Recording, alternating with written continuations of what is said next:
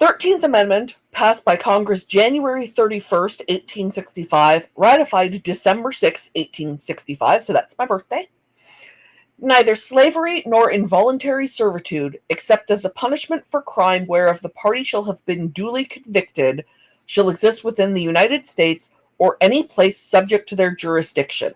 The first So, of the post-Civil War amendments. No, this is during the Civil War. Oh, the passing part at least. Well, yeah, it was ratified after, but it passed Congress during the Civil War. The movie Lincoln is about the passing of the 13th Amendment. There are a couple of kind of shaky bits of history in it, but by and large, it's a pretty good version, a pretty good telling of the story. And one of the things that is in it that is true is that it was very, very important to Lincoln that the 13th Amendment get passed before the war ended. There is a lot of talk from a lot of different areas of the political spectrum about how Lincoln didn't really oppose slavery. And as a student of that era, I am here to tell you that that is nonsense. Lincoln was politically astute enough to know that he had to limit how much he talked about his abolition. And Lincoln firmly believed that he, as president, did not have the authority to end slavery, which I would argue he was correct about. But he spent a ton of political capital getting this amendment passed. Bribery, patronage, blackmail, whatever it took, he was going to get this amendment passed, and he was going to get it passed during the war and make ratifying it a requirement for re-entering the Union. This was very important to Lincoln because it needed to be just a simple fact that slavery was over. There needed to be no discussion involved. Slavery was over. There was no more slavery. Except for punishment of crime. We'll get to that in a bit. Because he found slavery personally abhorrent. He knew before the war that was not a politically popular position. He knew during the war that he could not free slaves in the states that did not leave the Union. He, as president, did not have that authority. The Emancipation Proclamation was a war power, and it was about the territories that were in rebellion. So if you were a slave in, Delaware, oh well. So this, like I said, didn't include the states that were the slave states that remained loyal. Yeah. Slavery in Maryland was still slavery in Maryland at the beginning of the Civil War, and there was nothing that Lincoln could do about that. And if he had tried, Maryland almost certainly would have joined the Confederacy, and then Washington, D.C. would have been surrounded by the Confederacy. So I don't know if that would make they would make that the capital then if both Maryland and Virginia was gone. I wonder they'd be like, hey, we get to have Washington as our capital then. So yeah, I don't know. It's interesting to think, but the point is that Lincoln was politically astute enough to not make them make that decision, and he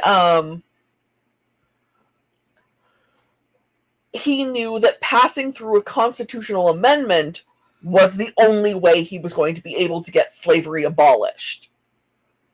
And he knew that the war was in its last days. Yeah. Everyone knew in 1865 that the war was in its last days. There were Confederate holdouts, but the leadership had to have been aware by that point that they could not win. The Confederacy was going to fight as long as they could, but they couldn't fight much longer.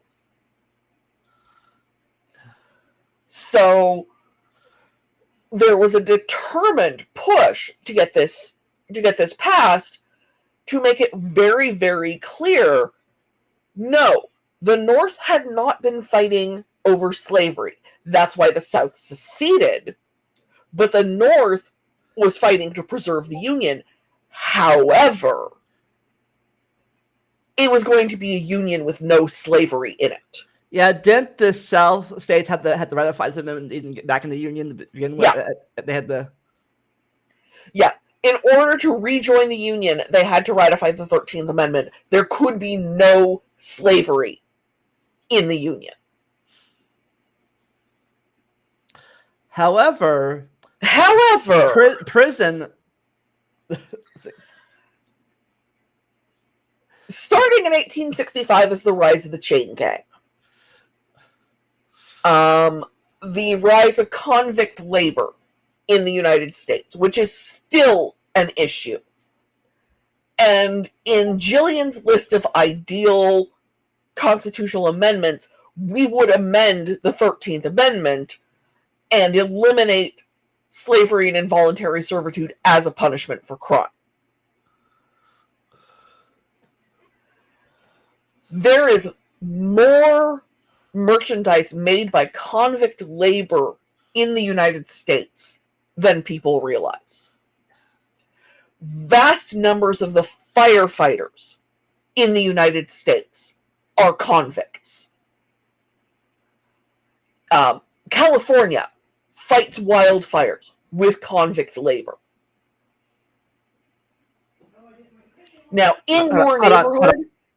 Huh? I got to mute myself. Someone's coming. Okay. I'm going to keep going with this. In your neighborhood, the firefighters are not convicts.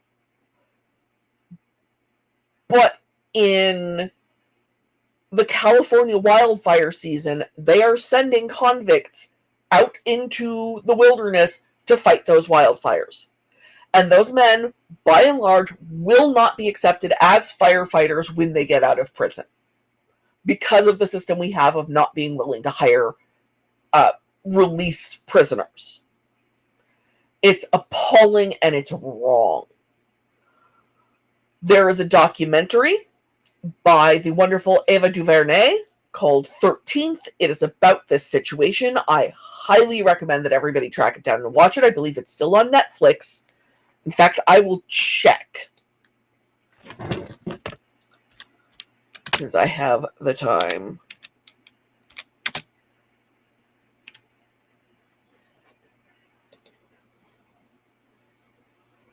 Yes, it is still on Netflix. It is an extremely powerful documentary, and it talks about the problems with the 13th Amendment and how it continues slavery in the United States.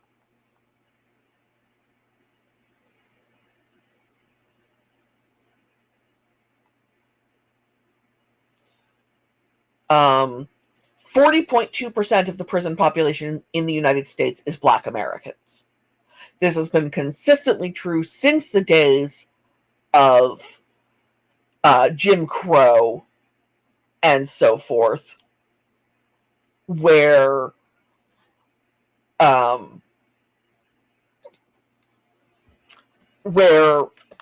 Black people were sent to jail for all kinds of offenses that were not something a white person would be sent to jail for. Vagrancy was a big one. And falsely convicted of crimes and so forth. So you would get chain gangs that were, by and large, Black people, mostly former slaves. And obviously the former slave part has changed in the century and a half, nearly century and 3/4 since this point. but it's still a major, major problem. The 13th Amendment doesn't get cited much in Supreme Court cases because everybody thinks of it as being really cut and dried, and it is, except for the punishment for crime clause. Hey, you still here? Yep. Sorry about that. People came in randomly. Nope, So it's fine. So did you talk about? You talked about while I was gone. Yeah, I talked about the Ava DuVernay documentary 13th, which people should see. And about how the prison population is majority black and has been since the Civil War, and prison labor in the United States, and yeah. I'm gonna had to add a lot of silence out of this video. Yeah, well, because a lot of people think that this amendment is a really straightforward one, and mostly it is. It's almost never used in Supreme Court cases because slavery and involuntary servitude, that's pretty straightforward.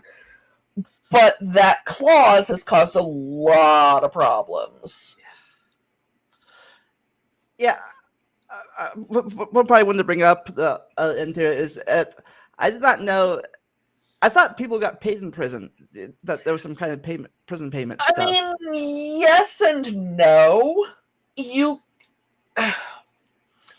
Most prisoners get paid a token amount, but it is far below minimum wage because they don't have to be paid minimum wage because they're prisoners.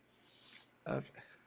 And there's a certain amount of prison labor that is just unpaid, and you're serving your punishment by, working on a chain gang, for example. A lot of California wildfires are fought by quote unquote volunteer prison firefighters. Right. Who, as I said while you were gone, then are unable to get jobs in fire departments because they have a prison record. They can, quote, volunteer for it. They can't get paid for it. Yeah, well, and a lot of them wouldn't even be able to pass the background check to join a volunteer fire department when they got out of prison. But they are helping to prevent California from just burning to the ground. Yeah, that sounds like something that that one movie was it. I think it was Backdraft, where the guy in charge or the fire department was the guy shutting the fires. Well, that's based on a true story.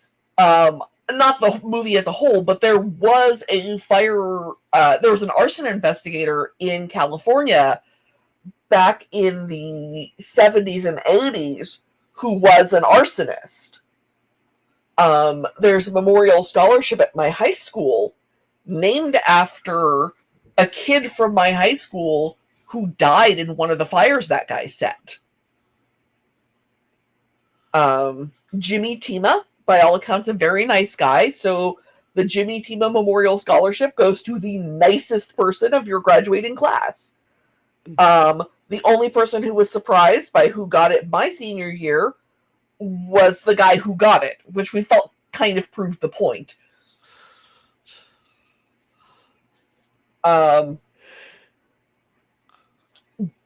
But while it is true that a lot of prison labor gets paid, most of what they get paid is not a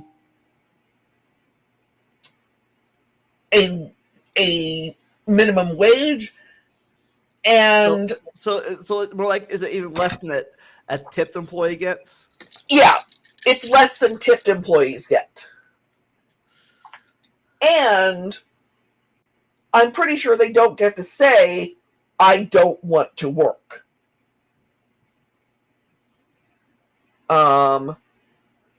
It is my understanding that you just do the work. And after this, they started doing it started the sharecroppers era. Well, yeah, sharecroppers are not slaves, but how sharecropping worked was the land of these plantations was still owned by the families that had owned them before the war. And cotton is, or was, even once with the invention of the cotton gin, cotton was still a very labor-intensive crop because at the time it still had to be picked by hand. And it had to be hoed by hand. And a lot of the machines that worked when you were cultivating, say, wheat, didn't work when you were cultivating cotton. So these families had enormous tracts of land. They often did not have a lot of money because they had invested all of their money in Confederate currency, which, you know. And so they would, quote unquote, rent parcels of their land out to former slave families, and the slave families would pay them a share of their crops, hence sharecropper. However, sorry, I was gonna say, is that kind of like what they did with the fiefdoms back in the peasant days, or not unlike, like the serfs? Yeah, and the thing is unlike serfs, sharecroppers could, in theory at least, pick up and move. Serfs, there were all kinds of laws binding you to the property where you were born. And in theory, that wasn't true with sharecroppers, but in practice, because you only had money once a year when your crops came in, you would be buying from a company store. And you would go into debt the whole year buying things from that store, and you could only pay them back when your crop came in. And because the cotton gin was owned by, the person whose land you were working on, or his cousin, or, someone else who was deeply invested in the system, you weren't getting paid what your cotton was worth, which meant that sharecroppers were almost always in debt to the person whose land they were sharecropping on. So they couldn't get ahead. And if you left the land, you better go far away where they're not going to be able to track you down, because otherwise they'll come after you for what you owe. And fun fact, they might put you in jail for skipping out on your debt, which means you're back to involuntary servitude. So it was a corrupt system that was basically a replacement for slavery. All right. Cool. That put up all my questions I had like 20 minutes ago. Right, get interrupted. Yeah, well. Right. So technically the 13th Amendment ended slavery in the United States, but there are enormous numbers of loopholes. The sweatshop system on a lot of the U.S. property or territories is in a 13th Amendment loophole. Those people aren't technically being held in slavery, or involuntary servitude. or involuntary servitude. But the system that they're working in is the next best thing. And Congress has taken no interest in fixing that. Yeah, I would hope at least our sweatshops in our territory aren't being stalked by kids, at least, hopefully. Well, the labor laws of the United States don't generally hold as much sway in the territories. So while I'm pretty sure child labor is still illegal in, for example, the Northern Marianas Islands, I'm only pretty sure. I've read some stuff about what conditions are like there, and it's shameful that we allow it to continue happening. Of course, then again, I don't think this was child labor was a thing until very recently. Last century, I think. Child labor was ongoing well past the 13th Amendment. Child labor is constitutional. There's no constitutional amendment against child labor. That's all just laws. And it is federal laws under, interstate commerce, which means that they are legally, constitutionally binding federal laws. But if the incoming Congress decides, well, maybe we don't need child labor laws in the United States, as we know, children yearn for the mines, then child labor will once again be legal, and we will see children doing a lot of these jobs because their parents can't afford for them not to. Tell up to Zane and Sandy, guys, can you quit school? Get to work now. Yeah. Well, as I told Dapper, I can't send them to the mines. We're on volcanic land here. We don't really have mines. But there are lumber camps, I'm sure.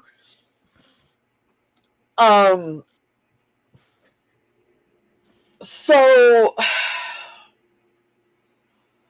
a lot of the labor laws in the United States are closing loopholes left by the 13th Amendment, or else determinedly leaving those loopholes open. Yeah. And hopefully the Supreme Court were like, oh, that's illegal now. I'm sorry. You have to... Yeah, I'm not counting on it with the current court. And I mean, the practically enslaved workers in the Marianas Islands can't sue because that's suing the federal government. And the federal government has to let you sue. And a lot of them are not U.S. citizens. So it's a messy, complicated, grim situation.